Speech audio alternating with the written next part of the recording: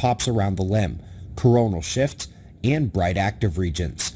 We're going to take a peek at those sunspots, and we find the smaller spots turning or decaying while we come to this morning, with a large group developing up north and one on the south. The regions have gained considerable size over the last day by comparison to the last week, and while the departing spot is already past Earth-directed position, the one up north is still developing and approaching central heliographic longitudes. If the smaller cores in the middle develop, we will get solar flares from that one.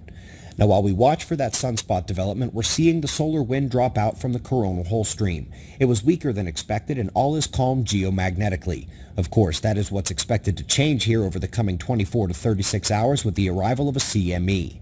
I would love to take a moment and answer some questions you've had over the last few days about this CME, so let's begin with what we said before. NOAA's Enlil spiral is on point, showing the impact on October 1st. Minor geomagnetic storms should be expected from this one towards the weekend. Folks, that is exactly what it is. I know the internet is flipping over solar storm potential. I know shill channels are picking up the topic on YouTube. I know every little blip these days from the sun seems enormous compared to the sunspot minimum we're exiting now. But we take dozens of X-class solar flares, dozens of CMEs, dozens of geomagnetic storms every sunspot cycle.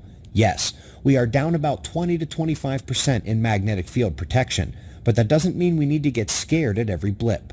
If the event is going to be a superstorm, we will suggest that risk. If we say it's going to be a minor storm, that means you might get auroras, the biggest tropical storms in the most electromagnetically vulnerable biology might take some forcing, but for the most part, it's a minor space weather event, and that is what we expect here tonight or tomorrow.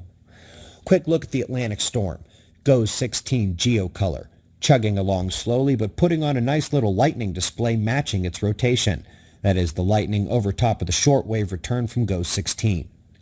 Didn't have any big quakes over the last day, but the blood echoes continue in and around Japan, and the typhoon still approaches, one of the top alert zones right now.